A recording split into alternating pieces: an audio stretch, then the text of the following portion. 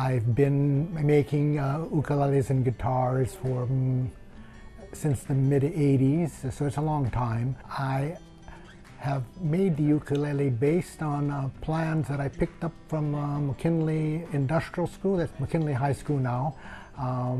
Found some old plans, looked into Martin archives for dimensions, and from that created a shape and design and a plan, which is right here.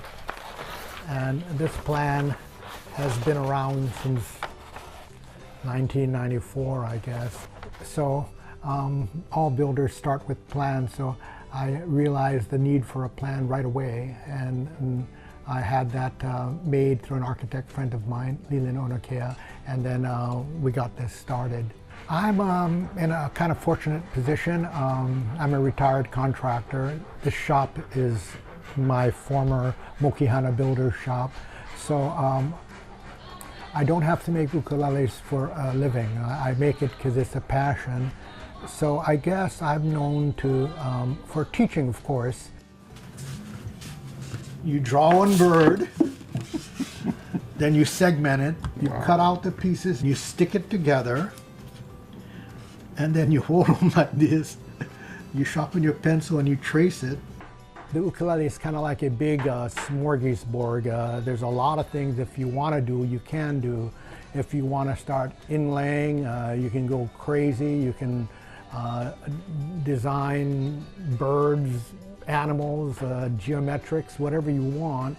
And the only thing that's between you and the execution is your brain thought of how you want to do it and your handwork and the tools involved needing to carry out whatever your process is. You're really working with just these things, your hands and your head. And if you follow, that's the beauty, if you follow the instruction, you won't go wrong. You'll come out with an ukulele.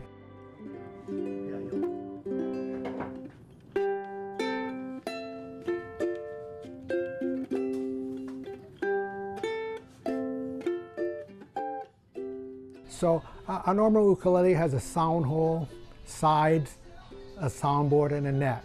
That's a fretboard, and that's truly it. But to that, if you look around at what I have, the rest of it is just, I call it just egg in the corner. It's just stuff you want to do to enhance the ukulele. We're kind of like the laboratory. You can kind of do a lot of things, you know. One day, years ago, I decided I was pounding a pipe with a chopstick waiting outside for a friend. And this duck was about 6 inches in diameter and about 5 feet long. And as you hit it with the thing, I was just fooling around. Wow, the sound came out the other end pretty amplified. So it got me thinking, what if I made an ukulele using a sink drain pipe? You know, I'd have the drain come out, and it'll come out where the sound hole is, and it'll start from the bridge, it'll curve, then it'll come out the side hole this way, or come out the soundboard this way.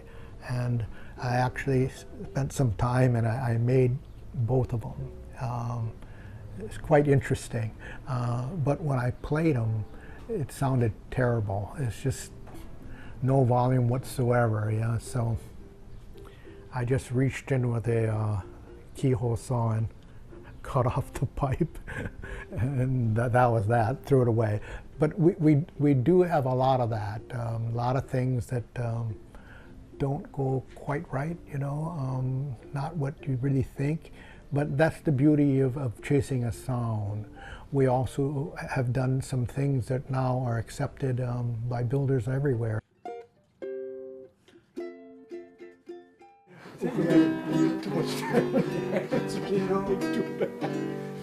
So how does it work? I don't know. You got to take this off, I guess, but the back is free to vibrate. The sound you're looking for is in your head. The problem is that you won't know it until you hear it. So as you're building, you're chasing that. What I tell my students is, you're following this recipe. I've given you the recipe. You're following the chef here, and you're doing the steps. There's 6 of you. We'll do every step in accordance to the plan. All the processes are the same. But when we finish, you'll have 6 different sounding ukuleles. And some will be better sounding than others.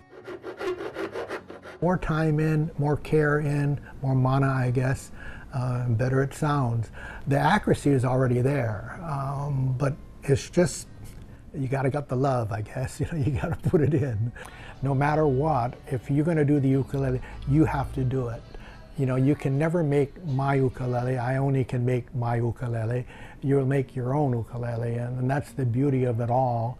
And the proof of the pudding always is the ukulele never lies. You know, when you play it, that's what it sounds like. You don't want to do the same thing. You kind of want to fool around, and that's the beauty of it all. And I think that's what keeps me, at least for myself, really involved in ukulele.